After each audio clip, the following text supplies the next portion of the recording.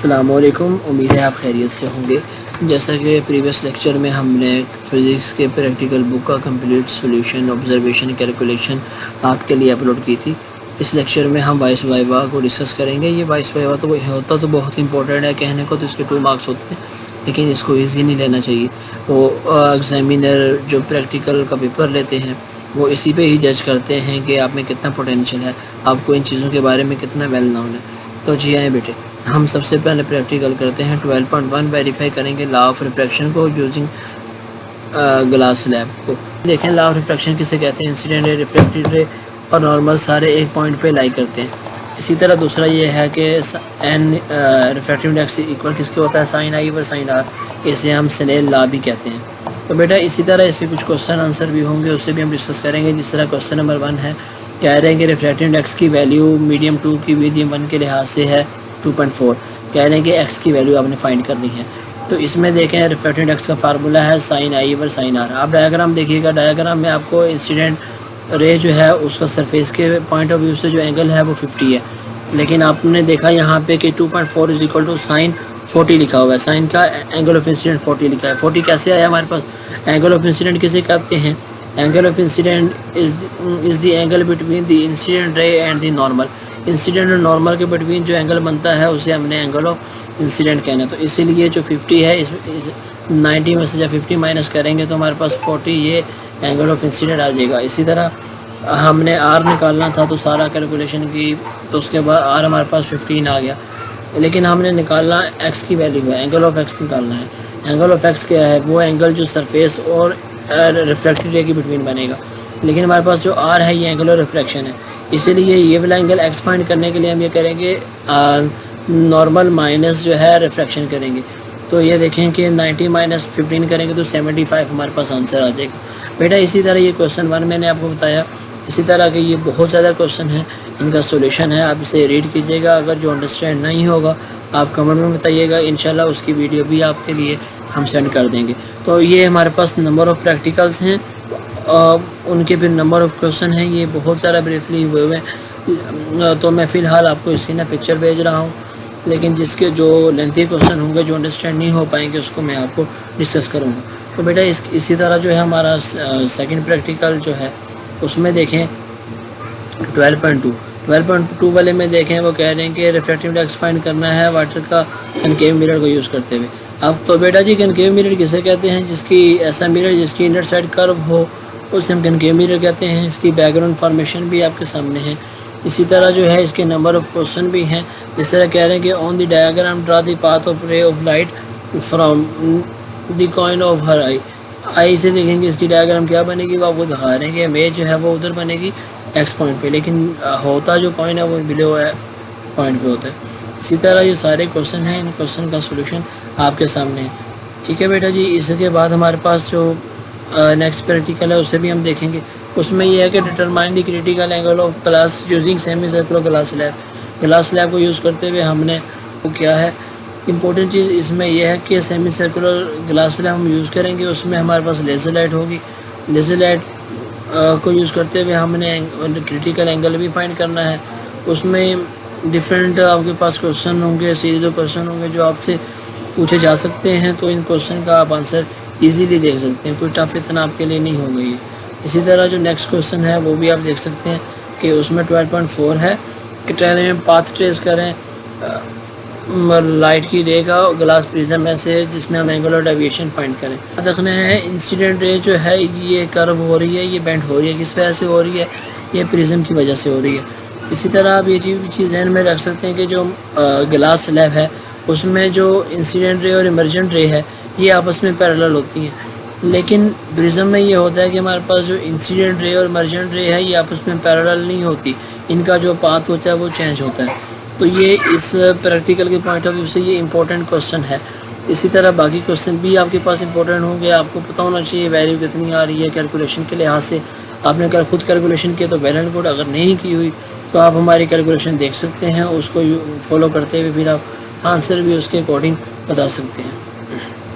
तो इसी तरह 12.5 प्रैक्टिकल जो है इसमें फोकल लेंथ फाइंड की गई है कन्वेक्स लेंस की। ठीक है जी, पैरालैक्स मेथड से। पैरेलक्स मेथड किसे कहते हैं? ऐसा वे जिसमें हम एक नीडल को दूसरे नीडल के लॉन्ग रखें सेंटर में अगर उसके लेंस हो।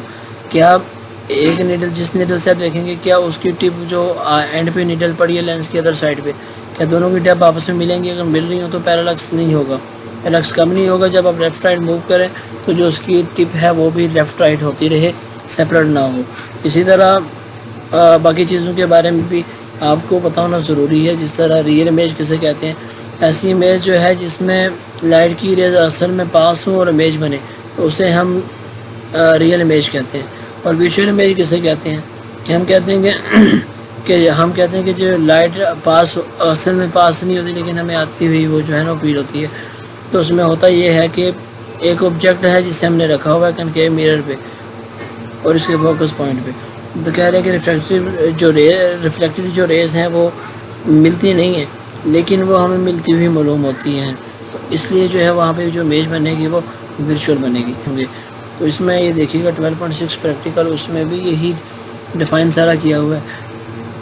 तो इसमें ये किया हुआ है सेटअप माइक्रोस्कोप सेटअप किए गए है जिसमें हमारे पास आई पीस भी है और ऑब्जेक्टिव लेंस भी है और इसके हमारे पास प्रैक्टिकल हैं, आप देख सकते हैं। हमने बाकायदा इंट्रोड्यूस भी करवाया हुआ है माइक्रोस्कोप को और उसमें लेंस के बारे में बताया हुआ है। हमारे चैनल में प्ले लिस्ट में आप या वैसे प्रैक्टिकल वीडियो में ये सारा ब्रेफली देख सकते हैं। तो बेटे इसी तरह ये आपके पास बहुत सारे क्वेश्चन हैं, इन क्वेश्चन का सोल्यूशन है। तो आपको ये जिस तरह ये देखें कि एक टेलीस्कोप का सेटअप किया हुआ है, एक टेलीस्कोप सेट की हुई है और उसमें जो बैकग्राउंड इंफॉर्मेशन भी है और आपके पास क्वेश्चन के आंसर भी हैं। तो इसी तरह बेटा 14.1 है, इसमें भी आप देख सकते हैं कि ओहम लॉ को वेरीफाई किया हुआ यूजिंग कंडक्टर। ओहम लॉ के पास जो करंट है ये डायरेक्टली प्रोपोर्शनल वोल्टेज को होता है, करंट जितना बढ़ाएंगे उतना वोल्टेज भी बढ़ेगा। ये ओहम लॉ है कंडक्टर में से। ओहम लॉ वेरीफाई कब नहीं होता? जब करंट के बढ़ाने से वोल्टेज ना बढ़े या वोल्टेज कम होना शुरू हो जाए। इसी तरह बेटा इससे आगे हमारे पास जो प्रैक्टिकल है 14.2 है, रजिस्टर है। रजिस्टर को सीरीज सर्किट है, सीरीज सर्किट की कुछ इसमें हमें पता है कि सीरीज़ में वोल्टेज डिफरेंट होते हैं और चार्ज सेम होते हैं। मतलब ये कि हर जो रजिस्टर है उससे मिलने वाले जो वोल्टेज हैं वो हमारे पास डिफरेंट होते हैं, पैरेलल में जो होते हैं वो वोल्टेज सेम होते हैं। तो ये क्वेश्चन आंसर है, इन्हें भी आप देख सकते हैं।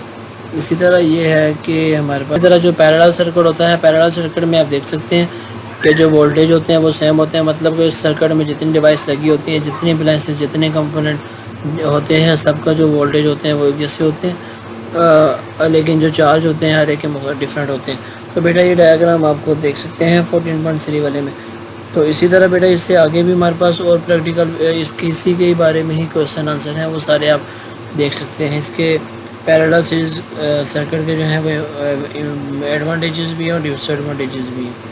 तो बेटा इसी तरह आगे से क्वेश्चन आंसर है वो आप देख सकते हैं। इसी तरह कह रहे हैं कि फाइंड द रेजिस्टेंस फाइंड करनी है गैल्वानोमीटर की बाय हाफ डिफ्लेक्शन मेथड से, हाफ डिफ्लेक्शन मेथड को यूज़ करते हुए। तो ये भी सारी कैलकुलेशन आपके सामने है। डिफ्लेक्शन मेथड किस तरह होता है, इसमें आप लो रेजिस्टेंस बॉक्स लगा देते हैं सर्किट में और एक तरफ हाई रेजिस्टेंस बॉक्स लगा देते हैं। आप इसे वोल्टेज प्रोवाइड करते हैं जिससे आप गैल्वानोमीटर की डिफ्लेक्शन देखते हैं। आपको पता है कि गैल्वानोमीटर बहुत सेंसिटिव इंस्ट्रूमेंट है, इससे जो है हम करंट की वैल्यू को मेजर कर सकते हैं। इसकी सेंसिटिविटी की वजह से ये वेरी स्मॉल अमाउंट में करंट को मेजर कर सकता है और इसे हम सर्किट में जो है वो हम इसे सीरीज़ में लगाते हैं। इसी तरह के नंबर ऑफ क्वेश्चन आंसर हैं वो भी आप देख सकते हैं, इंपॉर्टेंट है सारा ये। इस तरह कह रहे हैं कि मैग्नेटिक फील्ड फाइंड करनी है, करंट जो है वो जो कॉइल में से पास होगा उसकी। तो इसके भी जो सीरीज ऑफ क्वेश्चन है वो भी आपके सामने आप स्क्रीन पे देख सकते हैं। जिस क्वेश्चन में कन्फ्यूजन होगी फिर आप वो डिस्कस भी कीजिएगा जी बच्चों। इसी तरह हमारे पास और भी प्रैक्टिकल हैं, जिस तरह गेट्स हैं। लॉजिक गेट बहुत इंपॉर्टेंट है। ये लॉजिक गेट में क्या है कि हमने एक लॉजिक गेट को सेटअप करना है जिसमें हमारे पास और एंड नॉट नॉर सारे गेट होते हैं। पहली चीज़ तो आप ये जहन में रखेंगे, जो गेट्स जो होते हैं नॉट गेट के अलावा जो बाकी गेट हैं इनके 2 स्विचेस होते हैं, 2 इनपुट होती हैं और 1 आउटपुट होती है। और हमारे पास जो और गेट होता है इससे हम इसके जो स्विच होते हैं वो सर्कल में पैरेलल लगते हैं, एंड गेट के जो है वो सीरीज़ में लगते हैं। यही वजह है कि और गेट का अगर एक स्विच भी ओपन हो, एक स्विच भी क्लोज हो तो करंट फ्लो हो जाता है।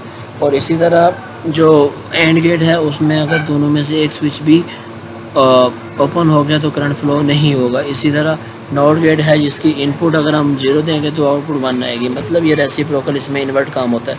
तो बेटा जी ये आपके बहुत सारे प्रैक्टिकल थे जिनका सोल्यूशन था। अगर आपको किसी भी किस्म में कन्फ्यूजन होगी तो आप वो डिस्कस कर सकते हैं। Best of luck for next video.